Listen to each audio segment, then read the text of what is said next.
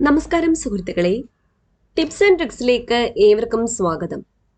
ഇന്ന് നമ്മൾ ഡിസ്കസ് ചെയ്യാൻ പോകുന്നത് വനങ്ങളും വനവിഭവങ്ങളും എന്ന ടോപ്പിക്കിൽ മുൻ വർഷങ്ങളിൽ PSC ചോദിച്ച ചോദ്യങ്ങളും ആനുകാലിക വിവരങ്ങളുമാണ്. അപ്പൊ എല്ലാവർക്കും വീഡിയോയിലേക്ക് സ്വാഗതം.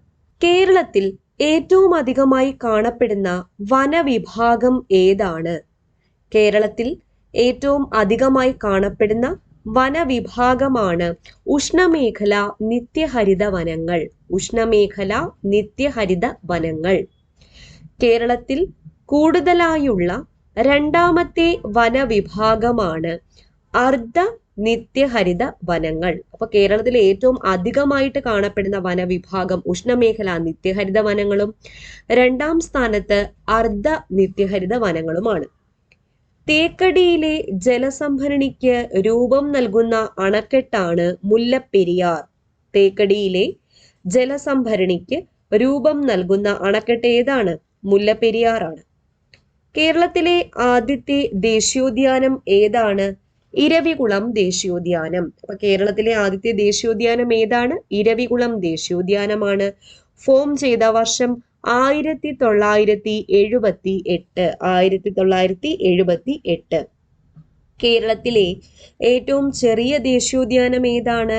പാമ്പാടും ചോല. പാമ്പാടും ചോല ദേശീയോദ്യാനമാണ് കേരളത്തിലെ ഏറ്റവും ചെറിയ ദേശീയോദ്യാനം. കേരളത്തിലെ ആദ്യത്തെ കടുവ സംരക്ഷണ കേന്ദ്രം ഏതായിരുന്നു? പെരിയാർ. പെരിയാർ ആയിരുന്നു കേരളത്തിലെ ആദ്യത്തെ കടുവ സംരക്ഷണ കേന്ദ്രം. കേരളത്തിലെ ഏത് നഗരത്തിനുള്ളിൽ സ്ഥിതി ചെയ്യുന്ന സംരക്ഷിത പ്രദേശമാണ് മംഗളവനം? കൊച്ചി. കൊച്ചിയിലാണ് മംഗളവനം. അപ്പം കൊച്ചിയുടെ ശ്വാസകോശം എന്നറിയപ്പെടുന്നത് മംഗളവനമാണ്. കേരളത്തിലെ വനപ്രദേശങ്ങൾ കൂടി ഉൾപ്പെടുന്ന ബയോസ്ഫിയർ റിസർവുകൾ ഏതെല്ലാം? അപ്പൊ കേരളത്തിലെ വനപ്രദേശങ്ങൾ കൂടി ഉൾപ്പെടുന്ന ബയോസ്ഫിയർ റിസർവുകൾ നീലഗിരിയും അഗസ്ത്യമലയുമാണ്. നീലഗിരിയും അഗസ്ത്യമല. തിരുവനന്തപുരം ജില്ലയിലെ വന്യജീവി സങ്കേതങ്ങൾ ഏതെല്ലാം? നെയ്യാർ, പേപ്പാറ. അപ്പൊ നെയ്യാർ, പേപ്പാറ എന്നിവ തിരുവനന്തപുരം ജില്ലയിലെ വന്യജീവി സങ്കേതങ്ങളാണ്. കേരളത്തിന്റെ തെക്കേ അറ്റത്തുള്ള വന്യജീവി സങ്കേതം ഏതാണ്? നെയ്യാർ. ഫോം ചെയ്ത വർഷം 1958. അപ്പൊ കേരളത്തിന് തെക്കേ അറ്റത്തുള്ള വന്യജീവി സങ്കേതം നെയ്യാർ വന്യജീവി സങ്കേതമാണ്. രൂപീകരിക്കപ്പെട്ട വർഷം 1958. അരിപ്പ വനപ്രദേശം ഏത് ജില്ലയിലാണ്? തിരുവനന്തപുരം ജില്ലയിലാണ് അരിപ്പ വനപ്രദേശം. കൊല്ലം ജില്ലയിലെ ഏക വന്യജീവി സങ്കേതം ശെന്തുരുണി 1984 ഫോം ചെയ്തത്. ഒരു പ്രത്യേക സസ്യത്തിന് മാത്രമായി രാജ്യത്ത് നിലവിൽ വന്ന ആദ്യത്തെ ഉദ്യാനമാണ് കുറിഞ്ഞിമല ഉദ്യാനം. അപ്പൊ കുറിഞ്ഞിമലയാണ് ഒരു പ്രത്യേക സസ്യത്തിന് വേണ്ടി മാത്രം രാജ്യത്ത് നിലവിൽ വന്ന ആദ്യത്തെ ഉദ്യാനം. ഒരു മരത്തിന്റെ പേരിൽ നാമകരണം ചെയ്യപ്പെട്ടിരിക്കുന്ന കേരളത്തിലെ വന്യജീവി സങ്കേതം ഏതാണ്? ചെന്തുരുണി വന്യജീവി സങ്കേതമാണ്. ഒരു മരത്തിന്റെ പേരിൽ. ഇന്ത്യയിലെ ആദ്യത്തെ ഇക്കോ ടൂറിസം പദ്ധതി നിലവിൽ വന്നത് എവിടെ?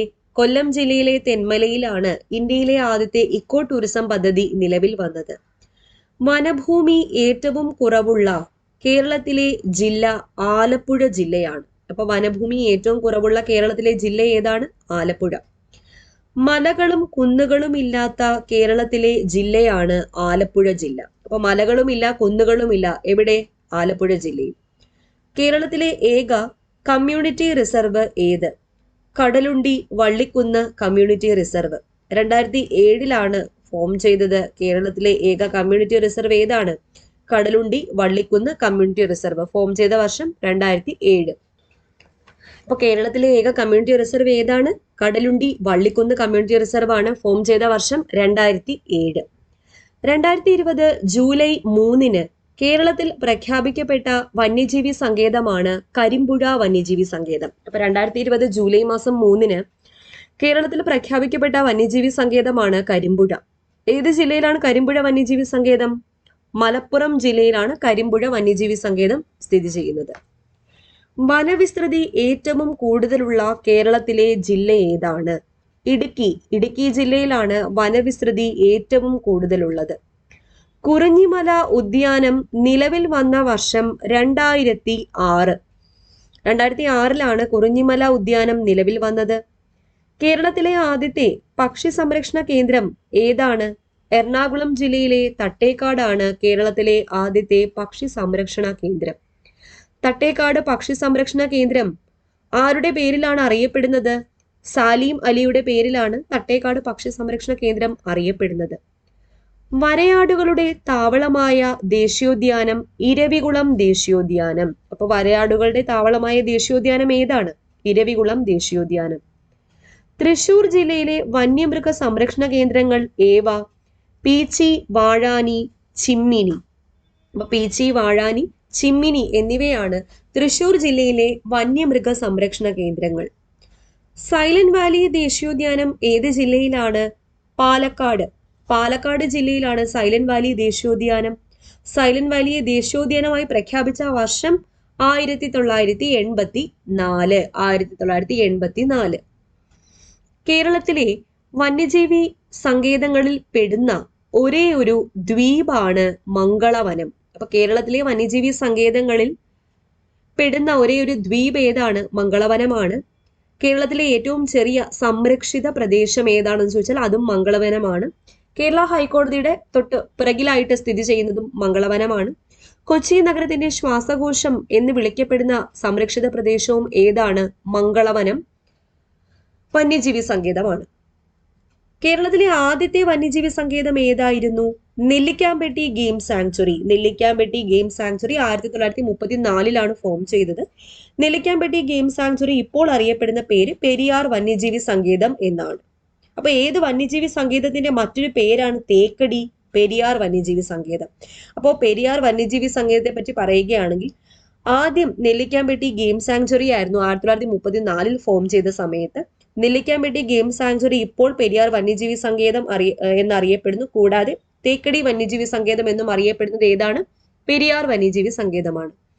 1985 സെപ്റ്റംബർ 7 സൈലന്റ് വാലി ദേശീയോദ്യാനം ഉദ്ഘാടനം ചെയ്തത് ആരാണെന്ന് ചോദിച്ചു കഴിഞ്ഞാൽ പ്രധാനമന്ത്രി രാജീവ് ഗാന്ധിയാണ്. അപ്പൊ രാജീവ് ഗാന്ധിയാണ് 1985 സെപ്റ്റംബർ 7 സൈലന്റ് വാലി ദേശീയോദ്യാനം ഉദ്ഘാടനം ചെയ്തത്. ദേശീയ പക്ഷിയായ മയിലിന്റെ സംരക്ഷണാർത്ഥം 2007 പ്രഖ്യാപിക്കപ്പെട്ട സംരക്ഷണ കേന്ദ്രമാണ് ചൂലന്നൂരാണ്. 2010 നിലവിൽ വന്ന മലബാർ വന്യജീവി സങ്കേതം ഏത് ജില്ലയിലാണ്? കോഴിക്കോട് ജില്ലയിലാണ് മലബാർ വന്യജീവി സങ്കേതം സ്ഥിതി ചെയ്യുന്നത്. 2010 നിലവിൽ വന്നത് എന്നുകൂടി ഓർത്തിരിക്കുക. കൊട്ടിയൂർ വന്യജീവി സങ്കേതം കണ്ണൂർ ജില്ലയിലാണ്. അപ്പൊ കൊട്ടിയൂർ വന്യജീവി സങ്കേതം ഏത് ജില്ലയിലാണ്? കണ്ണൂർ ജില്ലയിലാണ്.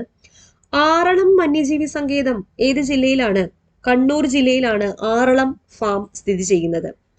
വയനാട്ടിലെ ബ്രഹ്മഗിരി മലനിരകളിലുള്ള പക്ഷി സങ്കേതമാണ് പക്ഷിപാതാളം. പക്ഷിപാതാളം എവിടെയാണ് സ്ഥിതി ചെയ്യുന്നത്? വയനാട് ജില്ലയിലെ ബ്രഹ്മഗിരി മലനിരകളിലാണ്. മഴനിഴൽ പ്രദേശമായ കേരളത്തിലെ വന്യജീവി സങ്കേതമാണ് ചിന്നാർ. മഴനിഴൽ പ്രദേശമായ കേരളത്തിലെ വന്യജീവി സങ്കേതം ഏതാണ്? ചിന്നാറാണ്. നക്ഷത്ര ആമകൾക്ക് പേര് കേട്ട കേരളത്തിലെ വന്യജീവി സങ്കേതമാണ് ചിന്നാർ വന്യജീവി സങ്കേതം. ചന്ദനക്കാടുകൾക്ക് പ്രസിദ്ധമായ കേരളത്തിലെ പ്രദേശമാണ് മറയൂർ. അപ്പൊ ചന്ദനക്കാടുകൾക്ക് പ്രസിദ്ധമായ കേരളത്തിലെ പ്രദേശം ഏതാണ്? മറയൂരാണ്. അഗസ്ത്യകൂടം സ്ഥിതി ചെയ്യുന്നത് ഏത് വന്യജീവി സങ്കേതത്തിലാണ്? നെയ്യാർ വന്യജീവി സങ്കേതത്തിലാണ് അഗസ്ത്യകൂടം സ്ഥിതി ചെയ്യുന്നത്. അപ്പൊ ഫ്രണ്ട്സ്, ഇത്രയും ചോദ്യങ്ങളാണ് വനങ്ങളും വനവിഭവങ്ങളും എന്ന വിഭാഗത്തിൽ ഞാൻ ഉൾപ്പെടുത്തിയിരിക്കുന്നത്. എല്ലാ മുൻവർഷ ചോദ്യങ്ങളും കൂടുതൽ ആനുകാലിക വിവരങ്ങളും ഉൾപ്പെടുത്തിയിട്ടുണ്ട്. അപ്പൊ എല്ലാവർക്കും ഈ സെഷൻ യൂസ്ഫുൾ ആയി എന്ന് വിശ്വസിക്കുന്നു. മറ്റൊരു ടോപ്പിക്കുമായിട്ട് വീണ്ടും എത്തുന്നതാണ്. ആദ്യമായിട്ട് എന്റെ ചാനൽ ആരെങ്കിലും കാണുന്നുണ്ടെങ്കിൽ സബ്സ്ക്രൈബ് ചെയ്യുക. വീണ്ടും കാണാം. താങ്ക്